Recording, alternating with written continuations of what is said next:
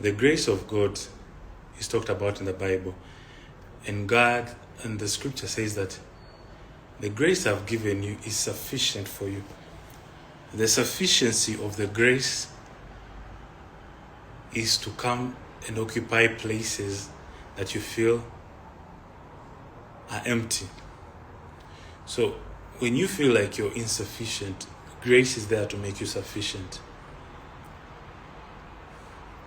What does this mean? That means that there's a walk in your daily journey of God, that there are times you feel like you're empty or you're dried up. But the Lord tells us that grace will come and be making all that insufficiency become sufficient. The power of grace cannot be activated in an absence of a problem. There has to be a problem for it to be activated. That is how grace is. But we tend to forget that, and we always feel like grace will always be available at any time, and we shall always take advantage of it to do the wrong things and do the bad things. That is wrong. You cannot do something wrong having a consciousness of purity or knowing that it is wrong and then take advantage of the sacred things of God. That is manipulation. That is total manipulation of the things that God has provided to you. But when we learn to take the sacred things of God as valuable, even in our mistakes, because God can understand a mistake, can differentiate a mistake from unintended sin, grace will always come and give you the power and the ability to overcome it. And next time when it comes to strike again, you would have built up an ability to overcome it. You would have built up knowledge throughout it. There are times when God will allow sin to knock on your door so that He can show you that you can do nothing without Him. So let us not take advantage of the sacred things of God, okay? I tell you, the journey of Christ can become so easily for you when you live a life of holiness. And the life of holiness, I'm not talking about purity, I'm talking about the life of holiness.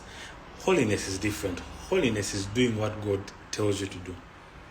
If He tells you to fast, you fast. If He tells you to go speak to a brother, you go. If He tells you to sleep, you sleep. If He tells you to wake up, you wake up. That is a life of holiness. Holy living. Holy. Do you know the meaning of living holy? Is living in a dimension of God.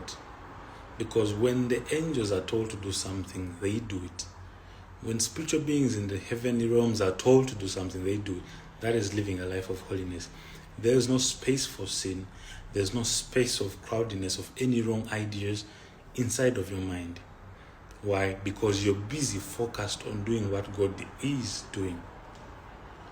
That is how we grow closer to God. That is how we grow in the understanding of God. That is how we grow away from sin. But when there's enough empty space or time for you and you're doing nothing, then you're creating a vacuum space for sin. And for sin to knock on your door, it is seconds. The minute you have enough of free time, it will have a way to enter into your life. But the more you are busy focused on fulfilling that which God has done, or fulfilling that which God is telling you to do, the more you create or choke out sin out of your life. What am I saying?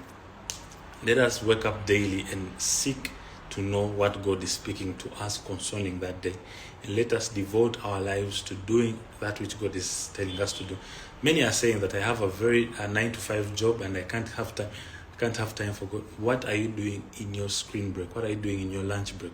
What are you doing in that free time at work? Are you sparing it to have a time of interacting with God, or a time of prayer, or reading the Word? In your free time, instead of spending time doing something that is not important, seek the face of the Lord. You can have some days where you're tired. You can have times when you're not really feeling it. But in the times when you are really feeling the presence of God in that free time, use it properly. And you will find that is what God says, that And Nimrod was a mighty hunter in the Lord.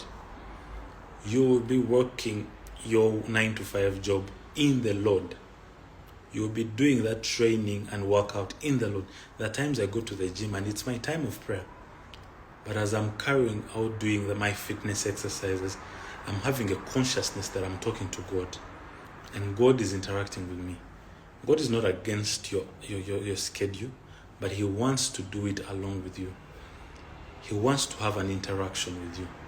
So the more you have that, the more you're growing closer and more holier before God. And you won't have a time to take advantage of the grace of God in wrongdoing. But you will grow from glory to glory, from grace to grace, from holiness to holiness. Why? Because you're busy fulfilling that which God has given you to do here on earth. An idle mind is a devil's workshop. Be blessed.